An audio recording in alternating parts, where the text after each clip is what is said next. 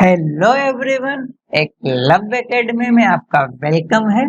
ये set theory series का lecture number 4 है, जिसमें डिफरेंट टाइप ऑफ सेट में अपन लोग दी एम्प्टी सेट पढ़ने वाले हैं इस लेक्चर में। इसके अगले लेक्चर में डिफरेंट टाइप ऑफ सेट का ही पार्ट जो कि है फाइनाइट एंड इनफाइनाइट और इक्वल सेट, वो देखने वाले हैं। पर अपन लोग इस लेक्चर में केवल दी एम्प्टी सेट को देखने वाले हैं। तो अपन लोग स्टार्ट करते हैं lecture number 4।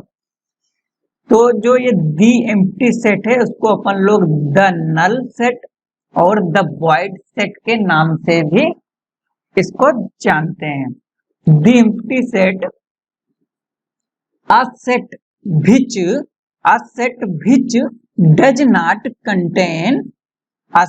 which does not contain any element is called the empty set। इसका मतलब यह है, इट मीन्स कोई भी सेट में अगर एक भी एलिमेंट ना हो, कोई सेट है उसमें एक भी एलिमेंट ना हो, तो उस सेट को अपन लोग कहेंगे दी एम्प्टी सेट। क्या ये है, कोई भी अगर सेट है उसमें एक भी एलिमेंट नहीं है तो उस सेट को अपन लोग दी एम्प्टी सेट कहेंगे। अब आपके माइंड में ये आ रहा होगा कि आपने डेफिनेशन में तो ये बताया था कि जो एक कलेक्शन होता है ऑब्जेक्ट का वो वेल डिफाइंड होगा तब वो सेट हो जाएगा कलेक्शन। पर आप इसमें तो कोई कलेक्शन है ही नहीं, ऑब्जेक्ट कोई भी एलिमेंट है ही नहीं, तो एक कलेक्शन कैसे हुआ। तो ये जो चीजें हैं या इस प्रकार की चीजें मैथमेटिक्स में एग्जिस्ट करती हैं। तो इस चीज को अपन लोग कुछ एग्जाम्पल से अच्छे से समझेंगे। उससे पहले इसको देख लेते हैं कि इसका जो नोटेशन क्या है, इसको डिनोट किस चीज से करते हैं। तो ये जो है डिनोटेड बाय दिस सिंबल, इसको इस सिंबल से डिनोट करते हैं।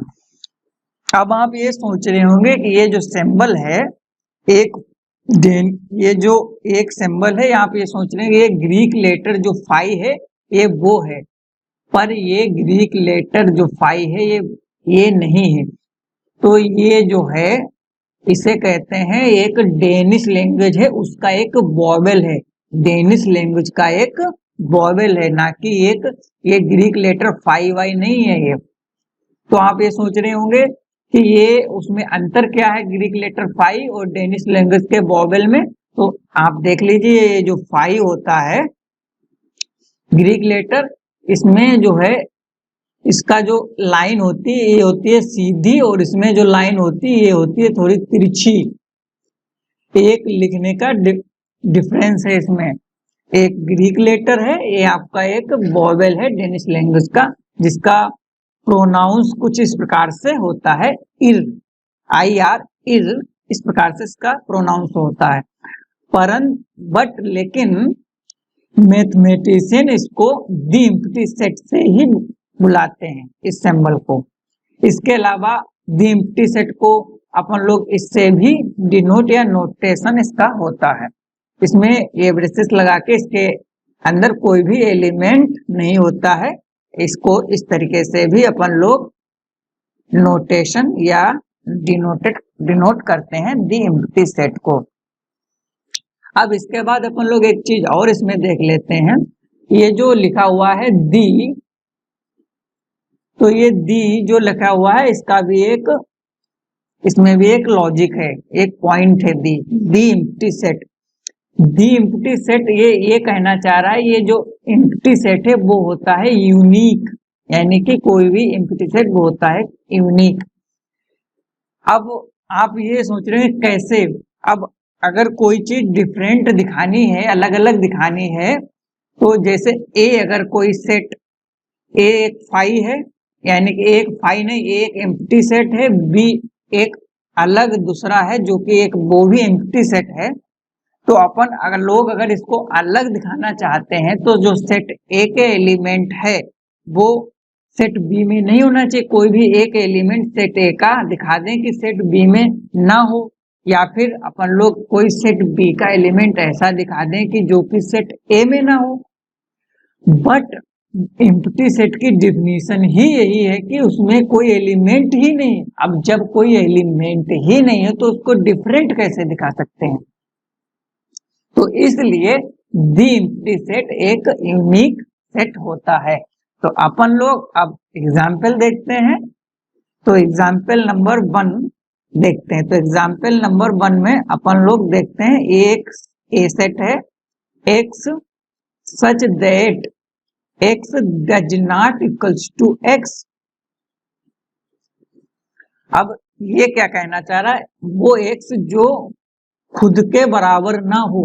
अब आप ही सोचिए, कोई भी नंबर या कोई भी चीज ये ऐसा हो सकता है वो अपने अपने के बराबर ना हो?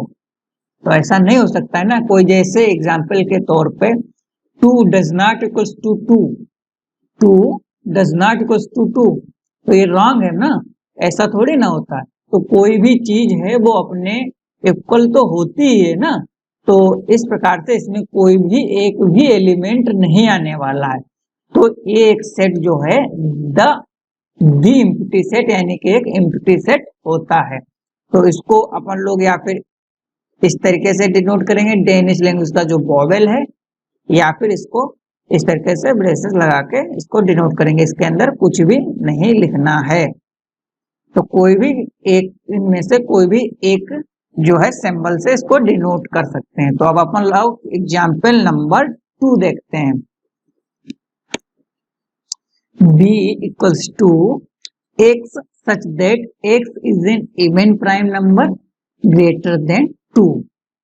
इसके कहने का मतलब है ये कि आपको जो x लेने हैं वो x लेने हैं जो कि इवन प्राइम नंबर हो, जो कि 2 से बड़े भी होने चाहिए इवन प्राइम नंबर। तो अपन लोगों ने ये जो है क्वेश्चन लेक्चर नंबर 3 में डिस्कस किया था। हालांकि यहाँ पर भी अपन लोग इसको डिस्कस कर लेते हैं। तो इस क्वेश्चन को समझने से पहले अपन लोग देखेंगे जो ये इवन छोड़िए, पहले नंबर में अपन लोग देखेंगे प्राइम नंबर क्या होता है, प्राइम नंबर किसे कहते हैं। तो प्राइम नंबर बेनेचुरल नंबर होते हैं। प्राइम नंबर बेनेचुरल नंबर होते हैं जो कि 1 से बड़े हों। प्राइम नंबर बेनेचुरल नंबर होते हैं जो 1 से बड़े हों, जो 1 से डिवाइड हो और खुद से डिवाइड हो, उसके अलावा किसी और से डिवाइड ना हो, उसके अलावा किसी और से डिवाइड ना हो, बेनेचुरल नंबर प्राइम नंबर होते हैं। इसका मतलब ये हुआ कि वो जो नेचुरल नंबर 1 से बड़ा होना चाहिए, यानी कि 1 नहीं चलेगा, उसके आगे वाले चलेंगे। उसके अलावा वो खुद से डिवाइड हो, 1 से डिवाइड हो, उसके अलावा और किसी से डिवाइड नहीं होने चाहिए। तो ये होते हैं प्राइम नंबर। उसके बाद अपन लोग जानते हैं इवन किसे कहते हैं, जो 2 से डिवाइड हो उसे इवन कहते हैं। तो अपन लोग जो इवन प्राइम नंबर जैसे 2 होता है केवल, अब कैसे ये केवल 2 ही होता है, इसके आगे के जो इवन है वो natural number prime even prime क्यों नहीं होते हैं? तो अपन लोग इस बात को भी समझ लेते हैं अच्छे से। तो 2 हो गया, 3 हो गया, 5 हो गया, 7 हो गया, 9 नहीं आएगा, 11 हो गया। अब जैसे एक जो 2 है, जो 2 प्राइम नंबर है वो 1 से बड़ा भी है, पहली कंडीशन। दूसरा, ये खुद से डिवाइड होना चाहिए। तो 2 कोई भी नंबर खुद से तो डिवाइड होता है ही है, उसके अलावा 1 से डिवाइड होना चाहिए, इसके अलावा किसी से भी डिवाइड नहीं होना चाहिए। तो ये 1 और 2 खुद से डिवाइड, उसके अलावा किसी से भी डिवाइड नहीं होता। तो ये जो 2 है आपका प्राइम नंबर हो जाता है। इसी प्रकार से 3 भी ये 1 से बड़ा भी है और नेचुरल नंबर जो कि है 1 से बड़ा भी है, और ये अपने आप से डिवाइड होता है और 1 से डिवाइड होता है और किसी से भी डिवाइड नहीं होता है। इसलिए ये जो नंबर है ये आपका नेचुरल नंबर प्राइम होने वाला है। इसी प्रकार से 5 भी और 7 भी। बट 9 जो है 1 से तो बड़ा है, बट ये जो है आपका खुद से भी डिवाइड हो रहा है, परंतु ये 3 से भी डिवाइड हो रहा है। तो ये एक अब खुद 1 और खुद के अलावा एक तीसरे नंबर से भी डिवाइड हो रहा है, इसलिए ये जो नंबर 9 है ये प्राइम नहीं होगा। इसी प्रकार से 2, 3, 5, 7 ये एक प्राइम नंबर, 11 हो गया, 13 हो गया, ये एक प्राइम नंबर होते हैं। अब इसके बाद बात करते हैं इवन प्राइम नंबर। तो इवन इस इवन अपन लोगों को पता है जो 2 से डिवाइड हो, तो ये 2 है और इसके अलावा कोई आगे दिख तो नहीं रहा है, बट ये लॉजिक क्या है कि आगे कोई भी नंबर इवन अगर होगा तो वो एक तो प्राइम नंबर नहीं होगा। तो इसमें एक लॉजिक देखते हैं इस बात को। तो जैसे नेचुरल नंबर 1 से स्टार्ट करते हैं, 1 नेचुरल नंबर ऑड होता है, फिर जो सेकंड नेचुरल नंबर 2 है वो इवन होता है। इसी प्रकार से थर्ड अगर नेचुरल नंबर की बात करें तो वो एक ऑड नंबर होता है। इसी प्रकार से अगर फोर्थ नेचुरल नंबर वो इवन होता है तो एक सीक्वेंस हो गई ऑड नेचुरल ऑड, जैसे नेचुरल नंबर में पहला ऑड होता है, दूसरा इवन, ऑड इवन, इस प्रकार से। तो अब अपन लोग अगर टू एक जो है इवन प्राइम नंबर है, अगर इसके आगे कोई भी जो इवन नंबर है, इवन नेचुरल नंबर, वो प्राइम होना है अगर उसको, तो प्राइम की डिफिनीशन के अनुसार वो 1 से बड़ा होना चाहिए। तो हाँ, 1 से तो बड़ा होगा ही, बट वो खुद से डिवाइड होना चाहिए, इसके अलावा किसी से भी डिवाइड नहीं होना चाहिए। लेकिन अगर वो इवन हुआ, 2 से बड़ा है, तो अगर वो इवन हुआ तो वो 2 से भी डिवाइड होगा ना। तो अगर प्राइम नंबर की डिफिनीशन के अनुसार वो किसी और से डिवाइड नहीं होना चाहिए, लेकिन वो 2 से भी डिवाइड हो जाएगा क्योंकि वो एक इवन है, क्योंकि इवन नंबर वो 2 से डिवाइड होते हैं। तो ये आगे कोई भी अगर 2 के अलावा इवन नंबर आता है 2 से बड़ा, तो वो एक प्राइम नहीं होने वाला है बाय डेफिनेशन ऑफ प्राइम, क्योंकि उसके अलावा किसी से डिवाइड नहीं होना चाहिए, लेकिन 2 से डिवाइड हो रहा है इसलिए। तो 2 ही केवल एक ही ऐसा नंबर है जो कि प्राइम इवन, जो कि इवन है, वो प्राइम नंबर है। इसके अलावा आगे कोई भी नहीं। बट इसमें क्या कह रहा है, ग्रेटर देन 2, कोई भी इवन प्राइम नंबर बताइए जो ग्रेटर देन 2 से बड़े प्राइम नंबर, तो ऐसे कोई एग्जिस्ट ही नहीं करते हैं। इसका मतलब ये हुआ इसमें कोई भी एलिमेंट नहीं है। तो कोई भी एलिमेंट नहीं है, इसका मतलब ये सेट जो हो गया आपका दी एम्प्टी सेट, यानी कि एक एम्प्टी सेट हो गया। इसको अपन लोग बी को अपन लोग या फिर इस तरीके से डिनोट कर सकते हैं, बी इक्वल्स टू, या फिर आपको 5 ही 5 नहीं, इसे इस तरीके से भी नोट कर सकते हैं। अब अपन लोग एग्जाम्पल नंबर 3 देखते हैं। तो एग्जाम्पल नंबर 3 में अपन लोग सी एक सेट है x such that x square minus 2 equals to 0 and x belongs to Q complement. तो अपन लोगों ने स्टैंडर्ड सेट जो लेक्चर नंबर 2 था उसके स्टैंडर्ड सेट में Q कॉम्प्लीमेंट इसका मतलब इरेशनल नंबर होता है, अपन लोगों ने देखा था, अच्छे से समझा था, पर इसको अपन लोग यहाँ डिस्कस नहीं करने वाले हैं।